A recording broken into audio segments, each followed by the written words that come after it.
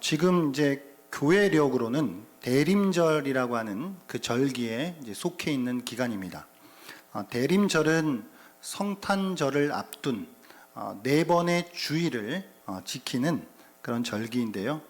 대체적으로 11월 27일에서 12월 3일 정도에 이제 해당되어져 있고, 올해 같은 경우는 이제 지난 주일이 대림절의 이제 시작이었죠. 예수님의 오심과 다시 오심을 기다리는 이제 교회력의 또 중요한 절기 중 하나입니다. 때로는 이제 대강절이라고 부르기도 하고 강림절이라고 부르기도 이제 하지요. 이 대림절의 어원은 오다라고 하는 뜻을 가진 라틴어 아드번투스라고 하는 그 말로부터 이 말이 왔다고 이제 하는데, 정확하게 대림절이 교회에서 대림절을 지키기 시작한 것이 언제인지 정확히는 알 수 없으나 아마도 대략 주후 4세기에서 5세기경부터는 이 대림절을 지켜온 듯 보여집니다. 당시에 이제 로마 황제가 다스리던 이 제국에서 새로운 로마 황제가 왕위에 등극하게 되면 그 황제가 로마의 여러 지역들을 이제 방문하는 일들이 있었는데요. 그때 이제 방문하는 그 지역의 사람들이 그 황제를 이제 맞이하면서 그가 오셨다라고 그렇게 이제 부르는, 영어로 이제 어드번트라고 하는 그 단어인데, 그 단어로부터 이 대림절이라고 하는 말이 유래되었다라고 그렇게 기록되어 있는 것을 봅니다. 대림절이라고 하는 건 이제 저희가 이제 보통 로마 카톨릭이나 이제 개신교 중에서도 이제 몇몇 교단들이 이제 대림절을 이제 지키게 되는데, 이제 아마 19세기 전부터 대림절을 지키는 또 하나의 새로운 문화가 이제 생겼는데, 그 중 하나가 대림초라고 하는 것이에요. 이제 대림초를 사용하면서 이제 예수님을 기다리는 것을 좀 이제 형상화시켜서 이제 어떤 지내는 그런 어떤 절차들인데, 4개 정도의 이제 초를 이제 준비를 합니다. 그래서 4주간이니까 한 번 주일이 지날 때마다 촛불을 이제 하나씩 켜가면서 그렇게 이제 대림절을 맞이하는 것이거든요. 준비하는 것이거든요. 이제 보통 이게 보라색 계열로 되어 있는데, 가장 진한 진보라색인 첫 번째 초는 그게 다 뜻을 좀 가지고 있는데요. 기다림과 소망이라고 하는 이제 뜻을 이제 가지고 있다고 합니다. 그리고 이제 일반적인 보라색인 이제 두 번째 초는 회개와 평화라고 하는 뜻을 가지고 있다 그래요. 그리고 이제 분홍색인 이제 세 번째 초는 사랑과 나눔을 의미한다 그러죠. 그리고 이제 네 번째 연보라색 이제 초는 만남과 화해를 이제 그런 의미를 가지고 있다고 합니다. 또 어떤 경우에는 하나의 초를 더 얹어서 5개를 준비하기도 하는데, 이제 흰색 초, 마지막 성탄절 날에는 이제 이 흰색 초를 또 이제 흰색 초의 불을 밝히는 일도 있다고 합니다. 그러니까 이제 진한 보라색부터 흰색까지 이제 점차적으로 이렇게 오거든요. 이제 여기에는 또 이런 어떤 내용들을 좀 담아낸다고 하는데, 이제 우리의 죄가 주홍 같을지라도 흰눈처럼 이렇게 희게 하시는 그런 어떤 하나님의 은혜가 예수 그리스도의 오심을 통해서 우리 안에서 일어난다라고 하는 걸 이렇게 보여주는 그런 것들이라고 합니다. 대림절은 구약의 유대인들이 오실 메시아에 대하여서 대망하던 그 바램을 가지고 오늘날 우리 성도들이 주님의 초림을 기억하면서 또 동시에 주님의 재림, 다시 오심을 기대하는 그런 어떤 절기라고 볼 수 있죠. 저희 교단 같은 경우는 이런 대림절을 지키지는 않아요. 이제 보통 이제 부활절 앞에는 사순절이 있고 성탄절 앞에는 이제 대림절이 있는데, 이런 절기들을 이제 저희는 교단적으로 이제 지키지는 않지만, 그런 이제 교회 역사가 그 절기를 지켜온 이유가 있었을 것이에요. 그래서 이제 그런 어떤 이유와 정신들을 우리가 한번 생각해 보면서, 성탄절을 앞둔 이 시간들이 단지 그냥 성탄 행사를 준비하는 그런 시간이 아니라 좀 더 본질적인 우리의 주님의 오심을 진실로 준비하는 그런 시간들이 될 수 있었으면 좋겠습니다. 그런 시간들 되시기를 소망합니다. 성경에 보면은 이제 기다림을 대표하는 인물들이 있는데요. 이제 그 중 하나가 이제 시몬이라고 하는 사람과 이제 안나라고 하는 사람입니다. 이제 한 분은 남자고 한 분은 이제 여자인데요. 이 두 사람의 이제 공통점이 있어요. 공통점은 나이가 좀 많았던 것 같습니다. 그리고 이 두 사람은 하나같이 한결같이 오실 메시아를 간절하게 기다리고 있는 그런 사람들이었다는 것이죠. 오늘 본문을 보게 되면 시몬에 대하여서는 이 시몬이라고 하는 사람은 의롭고 경건하여서 이스라엘의 위로를 기다리는 자였다라고 그렇게 말하고 있거든요. 그래서 이스라엘의 위로라고 하는 건 뭘까요? 결국 이스라엘의 구원을 이야기하는 것이죠. 오실 메시아를 기다렸다는 것입니다. 그리고 이제 안나라고 하는 분을 설명할 때는 이 안나는 성전을 떠나지 않고 금식하고 기도하면서 섬겼다라고 그렇게 말해요. 그리고 예루살렘의 속량을 바라는 모든 사람에게 예수님의 증인이 되었다라고 말하고 있습니다. 예루살렘의 속량이라고 하는 건 이스라엘의 위로와 연결되어지는 말인데 같은 의미이죠. 그래서 예루살렘의 구원, 예루살렘에 오실 메시아를 기다리는 사람들에게 안나가 그들에게 내가 예수를 만났다라고 그렇게 증언한 사람이었다는 것입니다. 이 시몬과 두 사람 모두는 아기 예수님을 만났죠. 그리고 그것은 그들의 오랜 기다림과 또한 드디어 이루어진 그 만남을 통하여서 그들이 이제 예수의 메시아 되심을 증거하는 자들이 되었다라고 하는 것을 가르쳐 주는 것입니다. 오늘 이제 본문을 보게 되면 22절부터 24절까지 예수가 성전으로 나아가서 시몬과 안나 그 두 사람을 만나기 직전에 마치 이제 전주곡 같은 어떤 느낌으로 마리아의 정결례와 그리고 예수의 장자 봉헌에 대한 그런 어떤 부분을 이제 설명해 주고 있습니다. 마리아의 정결 예식이라고 하는 것은 이제 레위기 12장 1절 이하에 근거하는 것인데요. 이제 어떤 여인이 구약적 배경에서 어떤 여인이 아이를 낳게 되면은 이제 보통 난 지 8일 만에 할례를 받으니까 할례를 받기 전 7일과 할례를 받고 나서의 33일, 남자아이를 낳았을 경우에 여자아이는 이제 이게 2배인데요. 7곱 더하기 33일 그래서 이제 총 40일을 이제 부정하다 여겨지는 그런 기간들을 보내야 됐거든요. 그래서 뭐 성소로 나아갈 수 있거나 그런 일들이 이제 좀 제한되었었다라고 하는 것이죠. 그런데 이제 마리아가 예수를 낳고 이제 40일이라고 하는 이제 시간이 다 찼습니다. 그래서 정결케 되는 기한이 이제 참으로써 이제 성전으로 나아가서 구약의 이제 규례대로 번제와 속죄제를 이제 드리려고 했었던 것이죠.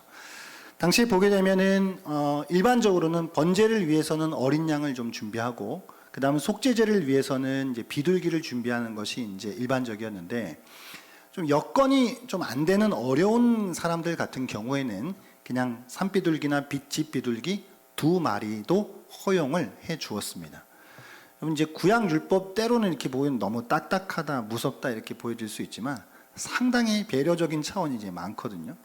구약 보게 되면 뭐 사회복지제도도 있고요, 뭐 이삭줍기, 뭐 고엘제도, 희년제도 이런 거 보게 되면 이제 사회적 약자들을 향한 그런 배려들이 이제 많이 있다는 걸 우리가 이제 보게 되는데요. 이제 아마 오늘 이제 마리아의 가정이 비둘기를 준비했다라고 하는 것을 보면서 이 가정이 좀 경제적으로 재정적으로 넉넉하지 좀 않은 상황이었던 것 같다라고 하는 걸 우리가 좀 추론할 수 있지요. 이 마리아가 이 정결 예식 자신의 그 정결 기한이 차서 이제 하나님 앞에 또 번제와 속죄제를 드리기 위해서 이제 성전을 찾은 그 이유가 이제 첫 번째고, 두 번째는 장자 봉헌인데, 이 장자 봉헌이라고 하는 것은 출애굽기 13장에 이제 근거하여 있는 규례인데요. 그 옛날 이스라엘 백성들이 출애굽할 때에 10번째 재앙을 통하여서 장자 그 재앙을 통하여서 모든 장자는 하나님의 것이다라고 하는 것. 그래서 그들을 하나님을 섬기는 일에 그들의 삶을 바쳐야 한다라고 하는 그런 어떤 이 생각 속에서 근거하고 있는 그런 이제 규례인 것이죠. 오늘날 같은 경우도 보게 되면은 이렇게 아기 낳아가지고 이제 교회 처음 나오면 이제 뭐 헌화기도다, 뭐 첫예배 기도다 이런 거 이제 받는 것처럼 이제 마리아의 가정도 이 아기 예수를 그렇게 하나님 앞에 또 이제 바치는 그런 어떤 이제 절차들을 이제 밟고 있었던 것이죠. 이런 어떤 일련의 모습들을 보게 되면은 이제 누가가 다분히 이제 그 예수의 가정이 요셉과 마리아라고 하는 이 예수의 가정이 이미 참으로 하나님을 경외하는 사람들이었고 또 율법을 순종하는 일에 있어서 참으로 신실한 사람들이었을 것이다 라고 하는 것을 좀 이렇게 생각해 볼 수 있게 하는 대목들이 이제 많이 있는 것을 보게 되죠. 그 가정이 율법에 신실한 사람들이었을 뿐만 아니라 예수 자체도 율법 아래에서 나셨고요. 또 율법을 순종하시는 그런 어떤 모습들을 우리에게 이제 보여주셨다라고 하는 것입니다. 이제 이 일이 계기가 되어서 이제 시몬과 안나 그리고 아기 예수와의 이 만남이 이제 이루어진다라고 할 수 있습니다. 첫 번째로 이제 시몬을 만나게 되는데요. 이제 시몬은 그가 오늘 본문을 보게 되면 그가 하나님 앞에서 의롭고 경건하여서 이스라엘의 위로를 기다리는 자였다 그러고 성령이 그의 위에 계셨다 그러거든요. 그러니까 늘 성령의 인도함을 받는 사람이었다라고 하는 걸 알 수 있게 되죠. 그래서 이때도 이 시몬을 성령께서 이끄셔요. 그래서 성전에 찾아온 아기 예수를 만나게 하시는 것이죠.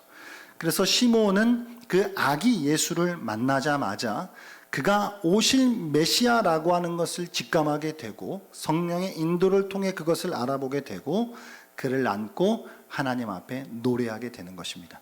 그래서 오늘 본문 29절에서 32절은 그 유명한 시몬의 찬가, 시몬의 노래라고 불려지는 그런 부분이죠.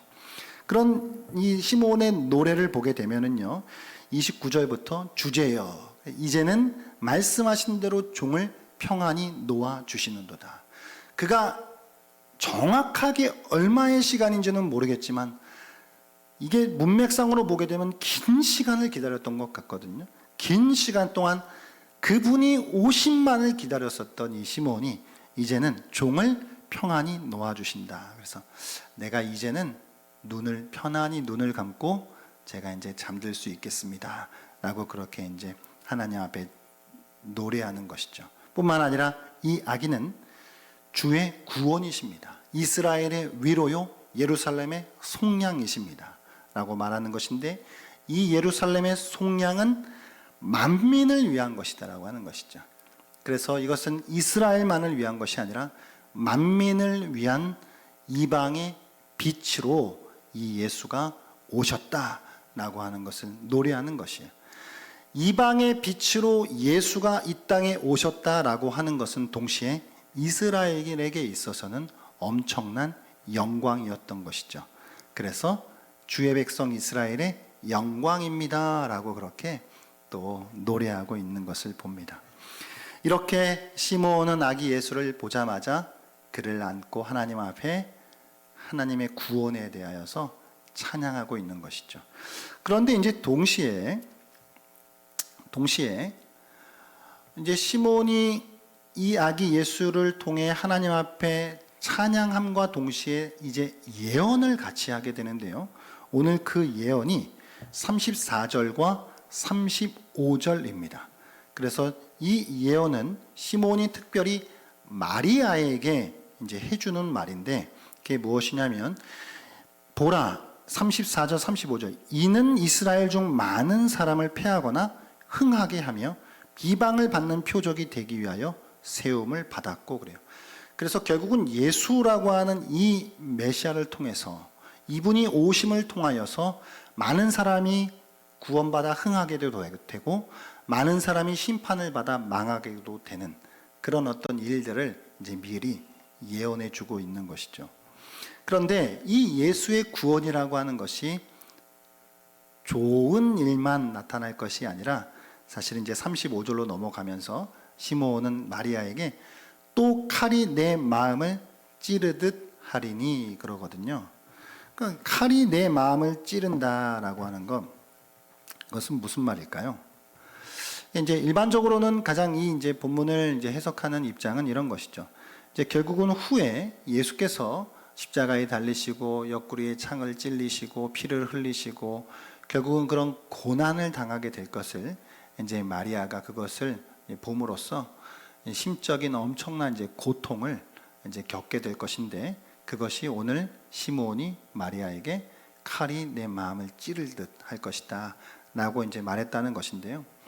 이제 칼이 내 마음을 찌른다라고 하는 건 이제 요 한 순간의 사건만을 이야기했다라기보다는 좀 더 넓게 생각하면 그냥 예수의 삶 자체가, 예수는 내 육신의 가정보다는 사실은 하나님의 말씀에 순종하는 것이 먼저였거든요.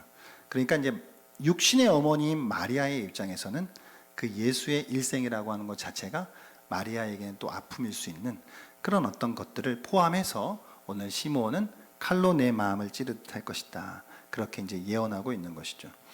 시므온은 결국 이 모든 일들을 통해, 결국 이 예수님을 만나는 일들을 통해 비로소 진정한 마음의 평화를 얻습니다. 그가 이전까지 어떠한 삶을 살아왔는지 그것과는 상관없이, 그가 얼마나 많은 고된 삶을 살았는지 그것과는 상관없이 지금 이 순간, 내가 예수를 만난 이 순간을 통해 모든 지난날의 힘겨움들은 다 사실 눈 녹듯 사라질 수 있었던 것이죠. 이런 부분은 사실 이제 사도 바울이 그리스도 예수를 아는 지식을 만남으로 그가 이전에 누렸었던 그 모든 것들이 배설물로 여겨졌다라고 하는 것과 맥을 같이 합니다. 시므온은 아기 예수를 만남으로 모든 것이 다 해결이 되었고, 이제는 그의 마음에 진정한 어떤 온전한 평화가 찾아왔다라고 하는 것 볼 수 있게 됩니다. 이제 두 번째는 안나와의 만남인데요.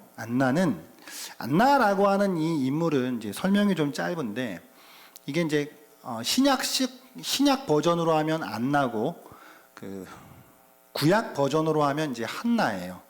이제 같은 말인데요. 그러니까 이제 한나는 사무엘의 엄마잖아요. 그러니까 오늘 여러분 이제 나중에 집에 가셔서 좀 시간 있으시면 누가복음 2장 요 본문이랑 사무엘상 말씀 보게 되면 이제 한나 이야기 있잖아요. 한나와 사무엘의 출생, 그 이야기를 이제 연결해서 읽어보면 상당히 많은 부분이 이제 겹쳐 있다라고 하는 걸 이제 보게 되거든요. 그러니까 한나가 사무엘을 하나님 앞에 드리는 일들, 이제 마리아가 예수님을 하나님 앞에 이제 드리는 일들, 이 모든 일들이 이제 연결이 되어지는데, 이제 안나의 이름의 뜻은 이제 은총이에요. 은총. 이 사람에 대한 이제 정보는, 이 사람이 이제 과부였다는 건데요. 결혼한 후 7년 동안 남편과 살다가 과부가 되었다고 해요. 그러니까 아마 당대 유대 풍습에 의하면 12살에서 한 15살 정도의 여자가 이제 결혼을 했을 것이고, 7년 정도를 살았다라고 한다면 20대 초반 정도였을 것인데, 그때 이제 남편이 이제 먼저 죽게 되거든요. 그렇게 시간을 보내는데, 오늘 성경에는 그녀의 나이에 대하여서 그가 과부가 되고 84세가 되었더라 그러거든요. 37절에. 근데 이제 요거는 이제 한글 번역으로는 84세가 되었다라고 번역을 해 놓았는데, 사실 원어적으로는 두 가지 해석이 다 가능합니다. 두 가지 번역이. 그러니까 남편이 죽고 난 이후에 84년을 과부로 살았다라고 볼 수도 있고요.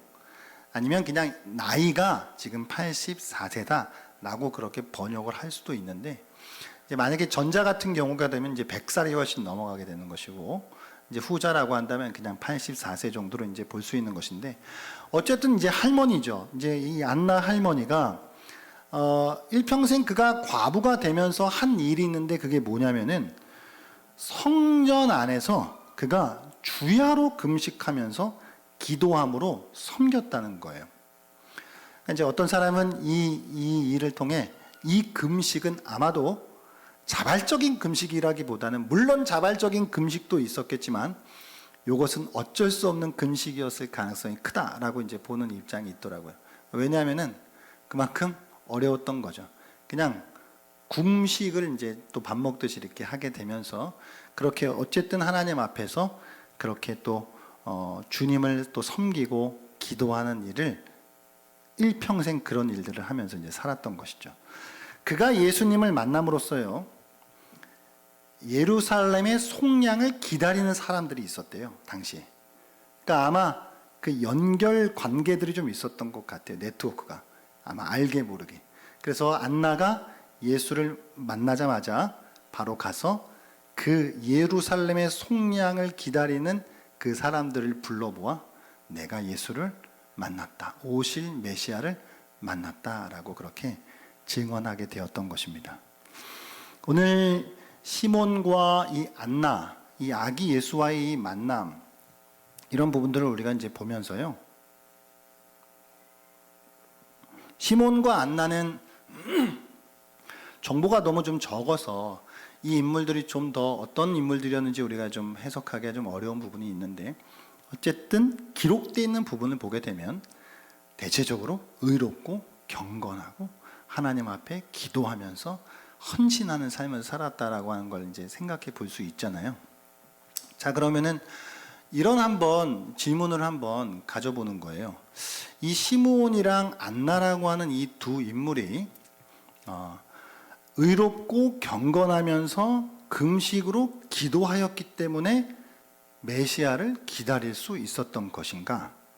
아니면 반대로 기다렸기 때문에 의롭고 경건하면서 금식하며 기도하는 생활을 이어갈 수 있었던 것인가?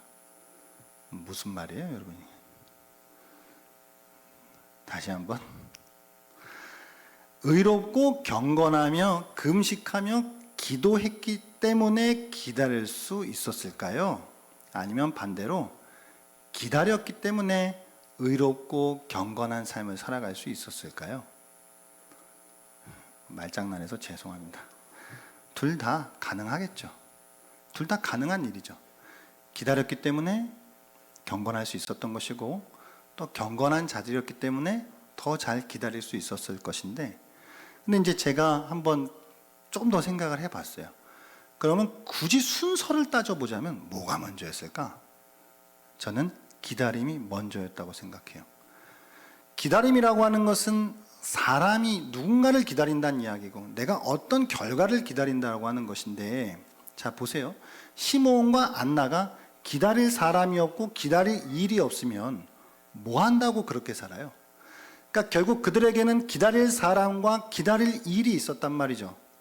그러니까 그 기다림이 있었기 때문에 그들은 의롭고 경건한 삶을 이어갈 수 있었다라고 하는 것이죠. 그렇지만 이제 또 의롭고 경건함이 또 후에는 더 기다림을 더 잘 할 수 있도록 해 주었던 것도 사실이겠지만요. 그러나 시작은 기다림이 먼저다라고 하는 것입니다. 그러니까 결국 우리가 예수 그리스도를 믿는 사람들은 기다리는 사람들이죠. 우리는 주님의 다시 오심을 기다리는 사람들인데요. 기다림은 우리에게 여러 가지 유익과 은혜를 준다는 것입니다. 여러분, 이렇게 유대 결혼 풍습을 보게 되면은 몇 가지 좀 특징들이 있는데, 유대인들은 이제 대낮에 결혼 안 하고 이렇게 밤에 결혼하거든요. 그래서 이제 유대 결혼 풍습을 보시게 되면은 복음서에 있는 많은 일들이 이제 풀려지게 되는 일들이 이제 많은데, 뭐 열처녀 비유라든가 뭐 등불을 막 준비해야 되는, 이제 밤에 결혼을 하기 때문인데, 밤에 결혼을 하는데 결혼 절차가 어떻게 되냐면은, 일단 남자가 이제 여자와 이제 결혼을 막 이제 약속하고 막 그럴 거란 말이에요. 그러면 이제 남자가 일단은 준비할 게 좀 있는데, 그게 뭐냐면 지참금이에요. 이제 돈을 좀 준비해야 됩니다. 그 준비한 돈을 가지고 신부의 집을 찾아가요.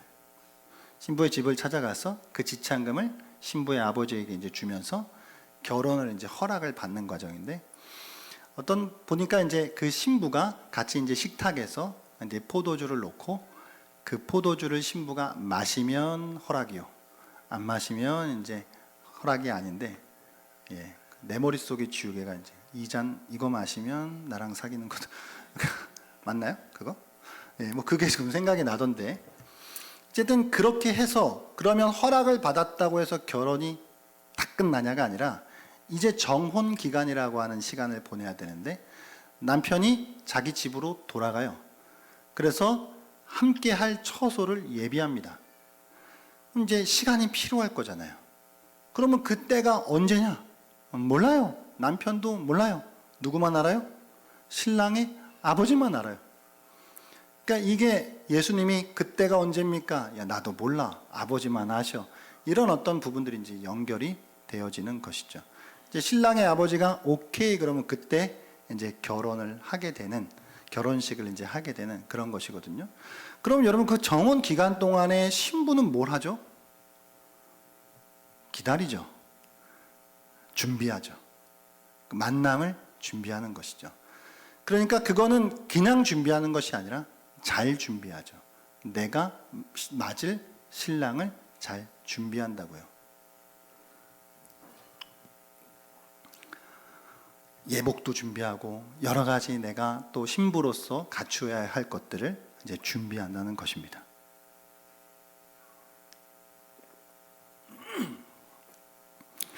그러므로 성도의 기다림은 성도의 기다림을 통해서 주시는 은혜라고 하는 것은요, 이게 시간 때움이 아니라는 거죠. 이것은 만남을 준비하는 것이다 라는 것을 우리가 생각해야 합니다. 그런 의미에서 우리 성도의 기다림은 훨씬 더 적극적입니다. 그러니까 시간을 때우는 그냥 뭐 기다리면 가겠지, 오겠지, 이 또한 지나가리라 이런 게 아니라 정말 적극적으로 무언가를 준비하는 기다림이라고 하는 것이 성도의 기다림의 특징입니다. 더 나아가 이 기다림 속에서 아름다운 신부로 준비하는 거잖아요. 그러니까 신랑 대신 그리스도가 다시 오실 건데 우리는 그리스도의 아름다운 신부로 준비해야죠. 그게 뭐죠? 의롭고 경건한 일상입니다. 그렇게 기다림은 우리에게 일상의 경건을 허락해 준다는 것이죠.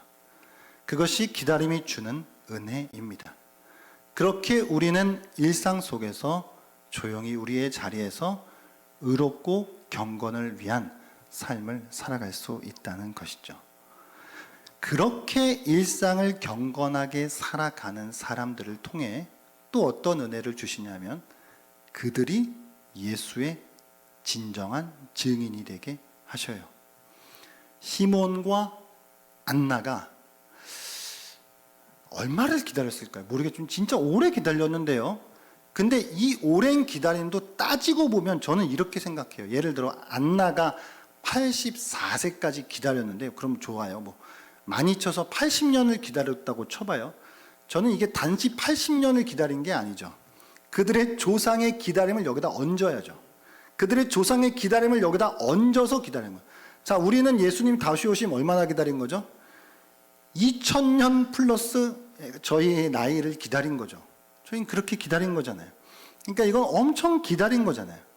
그들이 기다리면서 그런 기다림 속에서 정말 그들의 일상을 통해서 경건함을 지킴으로 예수를 딱 만났을 때 그들의 기다림이 결국은 이분이 메시아구나라고 하는 것을 많은 사람들에게 증거할 수 있었던 것이죠. 그들이 자리를 이탈했거나 경건한 삶 밖으로 밀려났거나라고 한다면 예수와의 만남도 어려웠을 것이고 예수의 만남을 통해 증인이 되는 것도 어려웠을 것이에요. 그러나 늘 매일 오늘처럼 내일도 그 자리에 나가서 그 자리를 지키며 일상의 경건을 그들이 살아냈을 때에 예수의 증인이 되었다라고 하는 것이거든요. 사랑하는 여러분, 우리가 여러분이 엄청난 위대한 일들을 계획하시고 엄청난 프로젝트들을 감당하실 수도 있겠지만 그런 거 아니더라도 우리의 삶의 소소한 일상 속에 의롭고 경건함을 지켜나갈 때에 하나님은 그런 우리를 예수의 증인으로 사용해 주실 줄 믿습니다.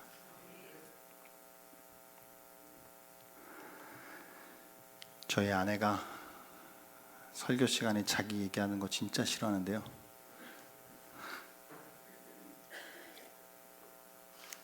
제가 경험한 게 거기밖에 없으니까 또 집에 가서 한 소리 들을 생각하고 제가 이제 저희 아내 중3 때 이제 벌써부터 표정이 안 좋아져. 중3 때 제가 이제 처음 만났는데요, 교회에서요. 그동안은 눈길을 안 주다가 10년 뒤 26살 때 이제 제가 그때 비로소 제 눈에 들어왔거든요. 그래가지고 26살 4월 달에 찾아갔습니다. 나는 네가 좋다. 그런데 거기서 바로 오케이를 했느냐? 아니죠. 안 된대요. 자기는 2번 다시 교회 안에서는 안 만난다. 그래가지고 제가 4월 1일 날 좋아한다고 얘기했는데요. 정식적으로 만난 게 9월 6일입니다. 5개월 하고도 5일을 기다리게 했어요. 아주 그냥. 근데 지금 생각해 보면 제가 이게 또 이 말이 플러스가 될지 마이너스가 될지 모르겠는데, 지금 생각해 보면 그 5개월하고 5일이 제가 저희 아내를 가장 원했던 시간이에요.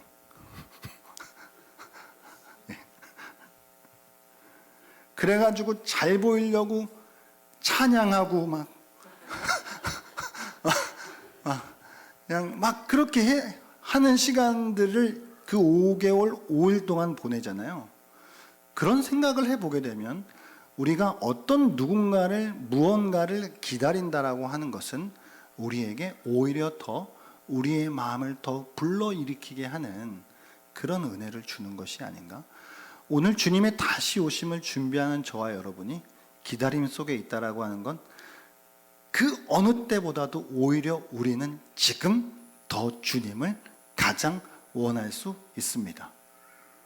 여러분, 이해가 잘 안 가시면은 이런 거죠. 이게 또 군대 얘기인데, 군인들은 휴가가 언제가 제일 행복할까요? 휴가 마지막 날 밤보다 휴가 나오기 전날 밤이 제일 행복합니다. 경험하셨죠? 휴가 나오기 전날 밤이 제일 행복해요. 그 이후로 행복함은 떨어집니다. 그리고 휴가 복귀하기 전날은 최악이 돼요. 그러니까 당장 내가 지금은 휴가가 아니지만 그걸 기다리는 시간은 우리에게 행복을 주거든요.